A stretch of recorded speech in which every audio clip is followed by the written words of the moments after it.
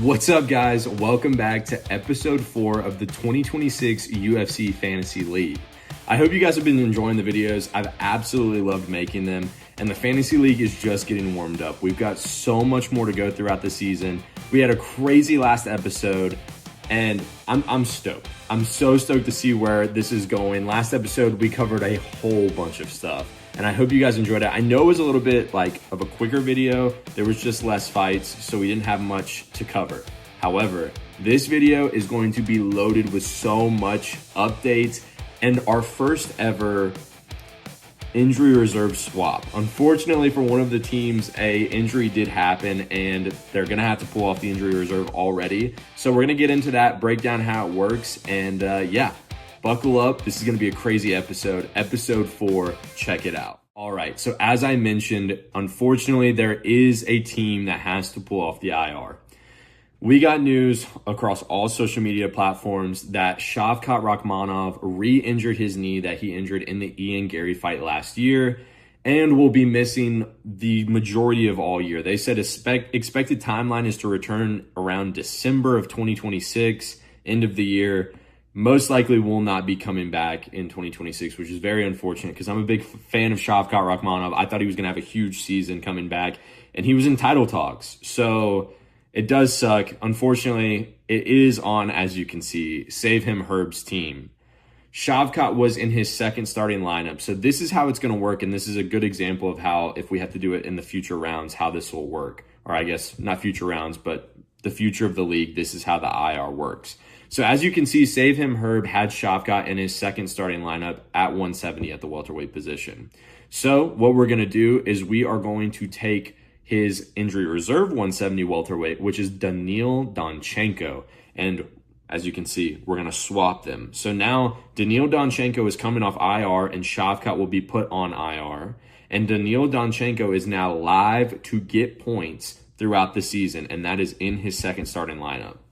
So this is how the injury reserve will work throughout the remainder of the season. So if McGregor's Winter Snow or myself, John Pork Legacy, has to have someone come off the injury reserve, this is how it would work. So now Daniil Danchenko is in the second starting lineup for Save Him Herb, and could be in perfect timing because Daniil Danchenko fought this weekend on the Vinicius Oliveira Mario Bautista card, and I think Save Him Herb is going to be somewhat happy about the outcome. So check this out. Let's get into this week's live scoreboard and see who got points and who didn't get points and whose stock went up and whose stock went down. Check it out. So now that we are post Vinicius Oliveira Mario Bautista fight night, let's get the scoreboard updated for this week. So Save Him Herb had one fighter. As we just saw, he swapped Daniil Danchenko from the IR to the second starting lineup for Shavkat Rakhmonov, which worked effortlessly for him. I thought this was one of the steals in the draft, in my opinion. When Save Him Herb drafted Daniil Danchenko, I was like, man, how did I not think of Daniil Danchenko? Absolute monster, coming off the tough win, looks like a KO artist. He didn't get the KO, however, as you guys can see here. He did, in fact, get the decision win, though. So, still got plus 2 points. He fought against, let's see, who did Daniil fight? Daniil fought, oh man, it was a war. Daniil fought Alex Morano, crafty veteran. Couldn't get Morano out of there, but Morano is so durable, man. Like, I thought that Daniil was going to get the finish here. Unfortunately, he didn't for Save Him Herb, but he put an absolute beating on him, man. Unanimous decision for Daniil Danchenko. Again, getting him 2 total points for this week. Now, unfortunately for John Pork's Legacy, I did not have any fighters on this card. However, I would like to call out some fighters that I think could have future potential, maybe for another season. Next year's season, if you guys are playing along, maybe you guys could draft them on your team. These are some of the fighters that I would look into. Number 1, Jacob Wilcox. I made a video on him on Instagram. If you guys aren't following the Instagram, definitely do, at All Time Cards. And on YouTube, I posted this video. Jacob, I did a Fighters We Need Rookie Cards of series for him. He needs rookie cards. This dude is so durable. Crazy submission. Crazy pace. Got the last second submission against Gaffarov, who's in a stat camp. He's got Merab Dvalishvili in his corner. And Jakob was able to pull off a last second, literally last second submission, as we saw on this fight night last Saturday. Couple other people I'd like to call out on this card that I think are sneaky fighters. Nicolay fought Nico Price. Insane first-round knockout. Could have high potential in future drafts. A couple other people. Dustin Jacoby, KO artist, racks up points. Who else do we have? Mario Bautista. Shockingly, top 10 guy in his division, no one drafted Mario Bautista. Not on the starting lineup, second starting lineup, or IR. He slid by everyone's radar. Got the performance of the night and got the submission, which would have totaled him a massive amount of points if anybody had them on their roster. But nobody had Mario Bautista. So, sneaky one maybe for next year. All right, now let's get into McGregor's Winter Snow's lineup. McGregor's Winter Snow had one total fighter on this card, and he was a guy that I thought at the beginning of the season was a complete out-of-nowhere draft pick. But McGregor's Winter Snow saw something that no one else saw. Kyoji Horiguchi, coming back on his second stint in the UFC, fought Demetrius Mighty Mouse Johnson when he was in his first stint. Lost in the title fight, but it's Mighty Mouse, one of the greatest of all time. However, he's back and he's making a second run for the title right now. Horiguchi came in against Amir Albazi, a top 6 guy in the division, and absolutely masterclassed him. It wasn't even close. Horiguchi was styling on the feet, mixing in beautiful, just like, oh, feints. Am I going to take you down? Am I not? Are we going to sit in range and I'm going to pick you apart? Absolute domination. I thought he was going to knock him out a couple times. He was landing big shots. And come to find out, Horiguchi broke his hand, I think he said in the first or second round, and still was able to land massive shots against Amir Albazi. So, as you can see, Horiguchi did get the unanimous decision win, giving him 2 total points.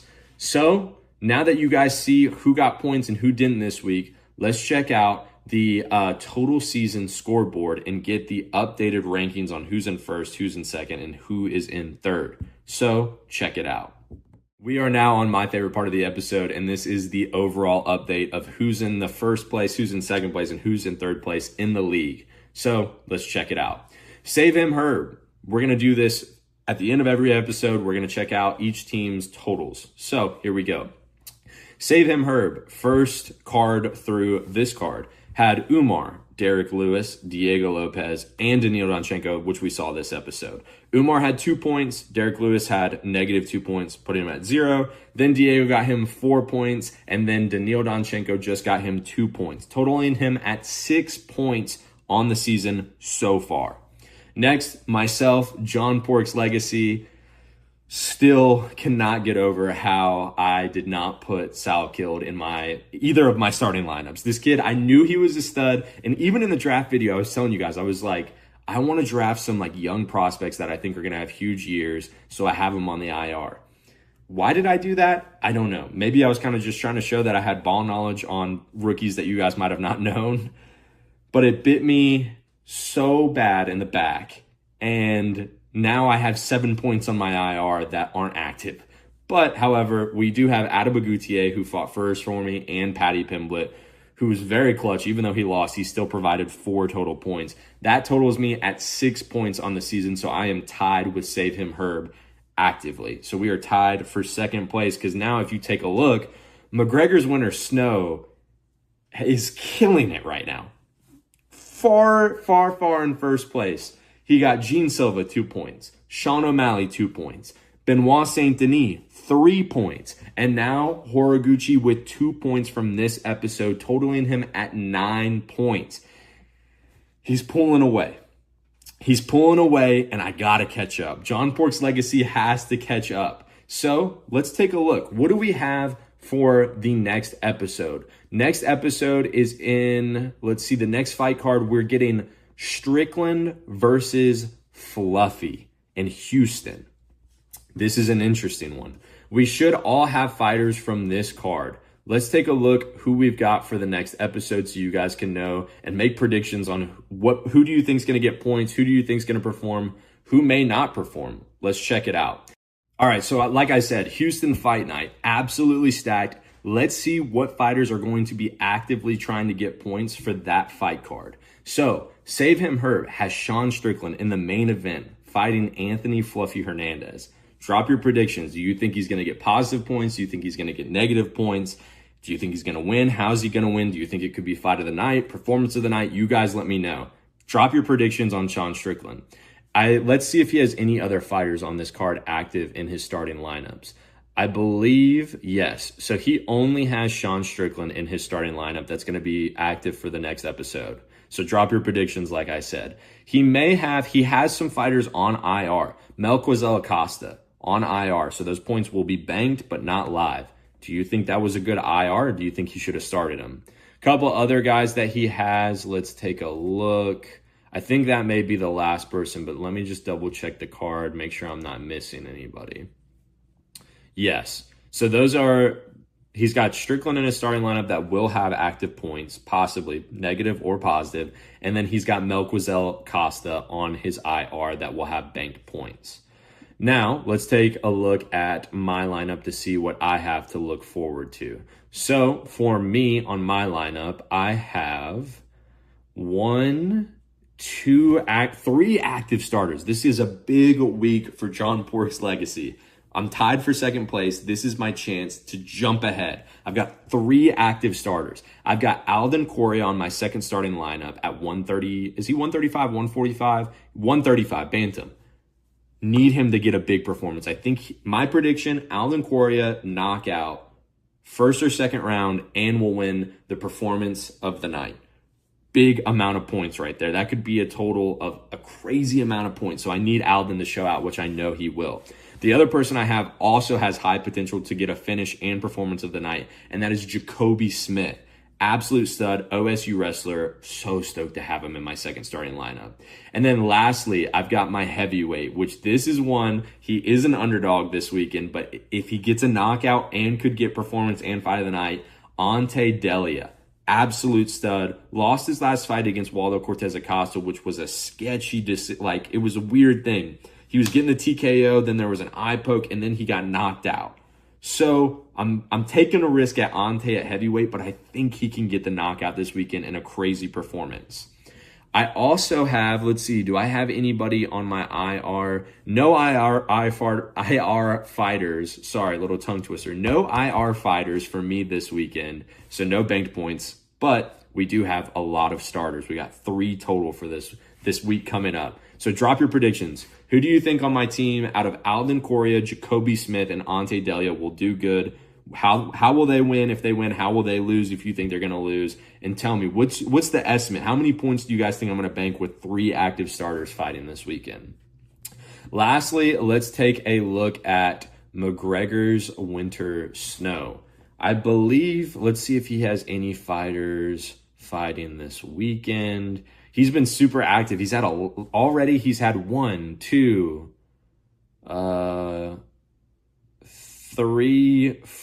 total fighters already fight. So this might be a weekend he does not have any active fighters, which it looks like he does not have any active fighters for this next week coming up. So this is the chance. This is a chance for myself to take a huge jump in the right direction and get first place for the standings actively.